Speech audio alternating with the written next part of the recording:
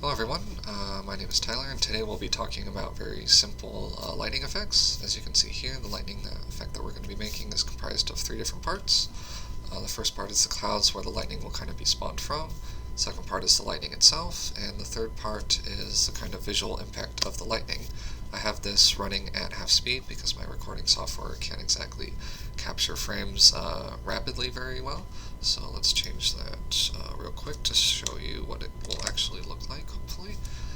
So as you can see, it's actually very quick. You only see the lightning for like a split second, and then it's already gone because that's kind of how lightning already works. Let's put it back to half speed so we can actually see what's going on again.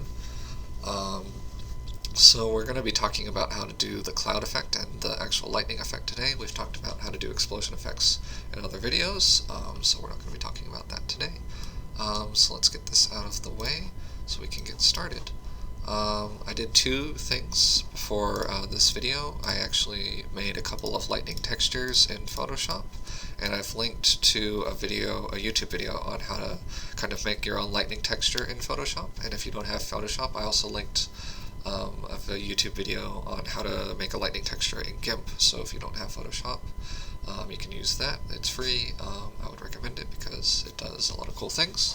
But once you have your lightning textures, feel free to join us in making this particle system. So let's start with the lightning and make a particle system. The first thing that we want to do, as you can see over here, is that our lightning kind of consists of flashing like a flat texture onto the screen very quickly, so we want to, let's go over here.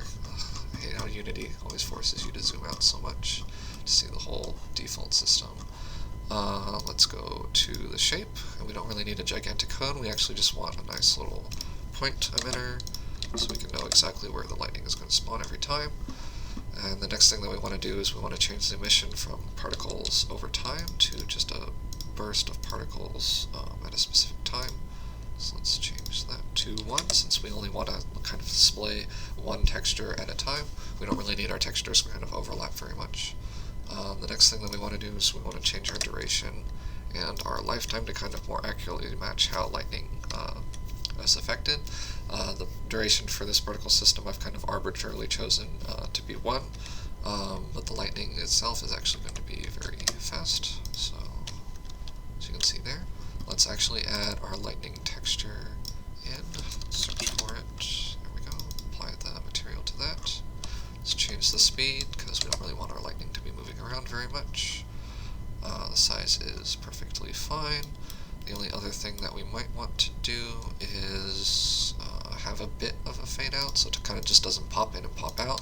The pop in is fine because that's how kind of lightning works in real life, but the pop out kind of looks a little bit funny to me. It might not look funny to you, and that's fine, but I'm just going to change this real quick. Have a kind of fade in or a fade out during the later half of its lifetime. So that's that. Let's add in our second lightning effect, so we can have kind of like a little double burst system. Let's just copy the effect, attach it to our hierarchy, then change the actual material that is applied to the particle. So there's our kind of double lightning. Let's change the actual burst time of the system a little bit so that they're not going off at the same time.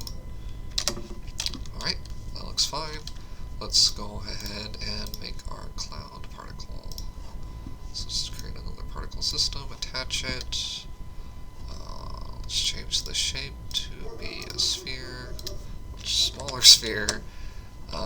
Let's go ahead and match the duration and lifetime to what our parent particles are. Don't need that much speed. Let's change the render to an actual kind of cloud-like particle. I'm going to use Unity's default smoke particle because it kind of looks like a cloud, and this is kind of like a basic tutorial anyway, so having a complicated texture doesn't matter. Let's go ahead and actually make that much smaller so it doesn't overlap the lightning. That's okay. Let's move it so that it's actually this is off in space. Let me reset the transform. There we go. Let's move it up a bit. Turn it around. Move it back a bit. I can actually probably just make the sphere a bit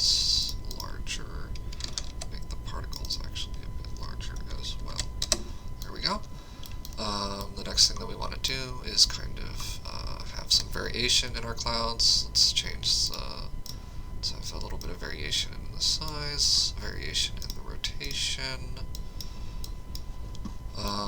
then have it fade out a bit over time.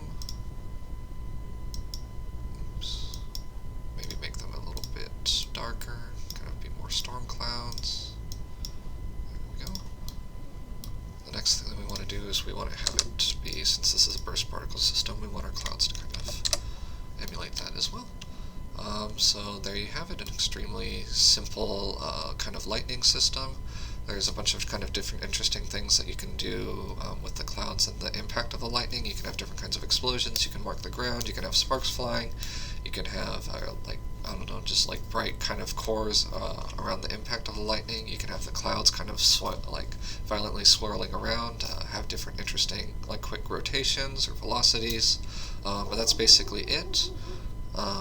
As you can see, the lightning basically just relies a lot on the texture and a lot on kind of just flashing very quickly. Actually, let's just turn this to 1 so we can see a bit better how that looks. But yeah, if you have any questions, let me know in the comments, and I hope you have a great day.